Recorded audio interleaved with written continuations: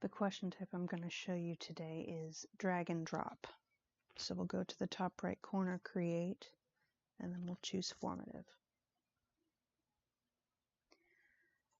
Name my document Mesoamerica. Aztec notes. Add question or content. They always alphabetize them, so drag and drop starts with a D, so you'll look in the D section. It has the square with the dot shadows behind them, like something is being dragged and dropped. And you'll notice that they give you two options for drag and drop. One is adding drop areas within a text, and the other is adding the drop areas onto an image. I'll show you both ways. Teaching 5th grade, I tend to use them more for text, like for notes, but certainly I do use image drag and drop. I tend to lean more towards text, so you'll have to decide what works best for you. So if I choose text, I'm going to go and get a paragraph out of my Aztec notes. So I pull up my textbook on Mesoamerica, specifically the Aztec chapter. And what I'm going to do is choose one paragraph from this passage and include that in my notes. So I'm going to highlight my notes right here, right click, copy, or you can do Control C if you like your keyboard shortcuts. Go back to your formative tab. Right here where it says type your question for drag and drop, I'll right click, paste, or Control V to paste it.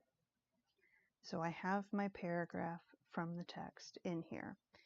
If you're not fortunate enough to have digital textbook, you'll just have to sit and type it in. But anyway, whenever you get to this point, you're ready to start editing it for the drag and drop. So for this, I'm going to choose 3 different options for drag and drops. The Aztec called their gardens chinampas. It's one of our vocabulary words, so I'm going to double click on that word, right click on it, and choose cut, or you can do Control X if you like your shortcuts, cut. And then down here, where it says type a draggable item, I'm going to right click in that box and choose paste or Control V. I have now taken chinampas from the text and deposited it here in this box. It's super important at this point that you either hit the enter button or you click on this check mark that saves your choice, otherwise it will not save the choice. Once I've done that, it's taken it from this box and knocked it down here. Now it's become a word bank that you can use for your notes. However, before you move on to the next word, go back to where you pulled the word from in the text. Click so you have the blinking cursor and choose this button that says add a drop area. It now creates a box for chinampas to go. Otherwise, there is no place for the word to go. I'm going to do that 2 more times. The ruling class grew fruit trees. So I'm going to do 2 words, fruit trees. Highlight those 2 words. Right click, cut. Go down to type a draggable item. Right click, paste. It's now taken fruit trees from the text down here. I'm going to hit enter. So it kicks it down to the bottom. It's now down here as a draggable option. Before I move on to my next one, I need to go find where fruit trees were. Right here in the text. I'm going to add a drop area. I'm going to do this the 3rd time. What kind of climate did Mesoamerica have? Tropical. So I'm going to click on this word. I don't like to have the space around it highlighted, so I'm very particular when I do it. I'm going to right click, cut, come down to this box, right click, paste, enter. Kicks it down here. Now where was tropical? Right here, go back to my text and click the button that says add a drop area. I now have 3 blanks. However, the key has not been completed yet because you have to go and match them So I'll show you how to do that. That way it can auto grade without you having to go back and look at each individual spot. So Chinampas belongs up here. I can choose to literally drag and drop, click on Chinampas, and I hover over whichever blank I want and I drop it in. Fruit trees, I'm going to show you another way. Sometimes the kids have small screens or they don't have the fine motor skills for it. Click on your answer option. It's highlighted with that like rounded square. Go to where you want it to go. I'm hovering over it, it turns blue. Click and drop. Same with tropical. I need to choose where that goes. I can drag it or I can click and click. Now I'm going to read over what I did and realize, oh no, I put fruit trees in the wrong spot. All you do is click on the trash can. Tropical is also in the wrong spot, so I click on the trash can. And then I can fix my key by simply redoing it, putting the answers where they are supposed to be, and now it's correct. Now, before I move on, how many blanks do I have? 1, 2, 3. Then your point value at the top needs to be 3. And then, fair is fair, partial credit for getting some of them right, in my opinion. You go down to settings, choose required, so the students have to do the question, and choose allow partial credit. That is using it in text only. So if I do the same style, add new type down here, I'm going to choose drag and drop.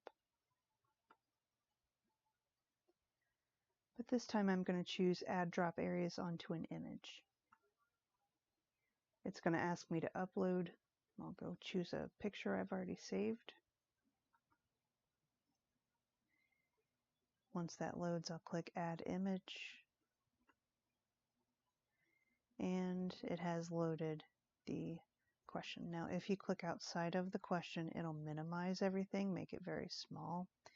They just do that so you can efficiently go through your questions more quickly, but obviously when you're editing it, you want to click on the question. I clicked inside the box. I will type my question, drag each event from King Midas into the plot mountain below. So I'll go down. So instead of typing this time, it's just an image, and then the box below is the same. So my draggable items, just go ahead and type those.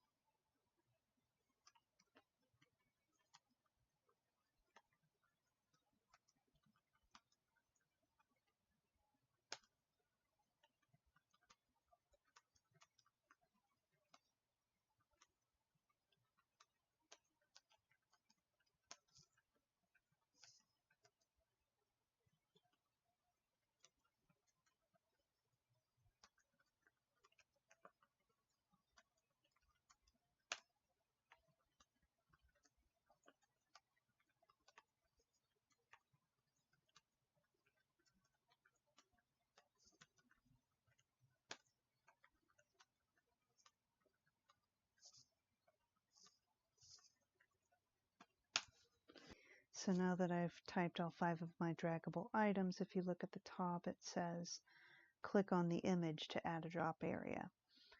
So I'm going to do one for each of these 5 sections. So I'm going to click, and let's say I didn't put it exactly where I wanted to. I can click it and move it around. It has a little dot that you can hover over. The hand comes up, and you decide the exact placement of where you want it. For me, I picked pretty big boxes, so this isn't going to be too specific, but you may need to make it a lot more specific. So I'm going to click this one, drag it up a little bit so it's inside of that climax box, or triangle as it were. Clicking again, another box shows up. clicking it and dragging it. And then for my conclusion, I'll click it and drag it. I find if you leave it too close, like 5 is straddling the line between solution and conclusion, the 4th and 5th boxes, it confuses them. So try to make it as clear as possible with the placement of your drag and drop boxes. So I have 1, 2, 3, 4, 5. I know my boxes are numbered 1, 2, 3, 4, 5. You don't have to do anything numbered, but this is very similar to what we did with text. I'm going to go find the answer to the first one. I'm going to drag it and drop it. So now I have a key for this box. 2, I'm going to drag it and drop it. Now, I don't know if it's just me, but it kind of annoys me that it's hanging off over the edge. So if you want to move it once you've actually dragged it in there, you can. For me, as long as it's close enough, the kids will understand what you're going for. For the third one, it's so far away, I'm just going to go click and click. So I click on the one I want to move, and then I'm going to click where I want it to land on the third box, and it deposits it there. I have 2 more. I see that I have an error in mine, but I'm not going to, don't know if I can edit that. I bet I can. Let's see. No, I can't. So, okay, let's say that happens. I just noticed I had a typo in this one. So I'm going to delete it. I'm going to go ahead and do my 5th one because I know that one's right. But let's say you didn't catch the typo when you were typing it the first time, like me, like just right now. So I'm going to retype it. The golden touch is removed, not moved. King Midas spends time with his daughter. Well, there's a lesson in double checking before you hit enter. So if you make a mistake, all you do is click on that trash can and it will delete it. You'll have to retype it. This one looks fine. I hit enter. It's now another option at the bottom. I'm going to click and then click. Now we're good. So this added it to an image. It's the same idea as what we did up top. You're basically just typing answer options in this draggable item line. You hit enter. Then you choose where they go. With the text, it's a little more straightforward. It's just taking the words out of the text, moving them down here, and then putting them back where they belong. Now with this one, I have question number 2, I have 5 answer options. So again, I just want you to get in the habit. Once you know how many, go up to the point system, 5, and then before you move on, go down to settings and make sure allow for partial credit. And that's how you do drag and drop.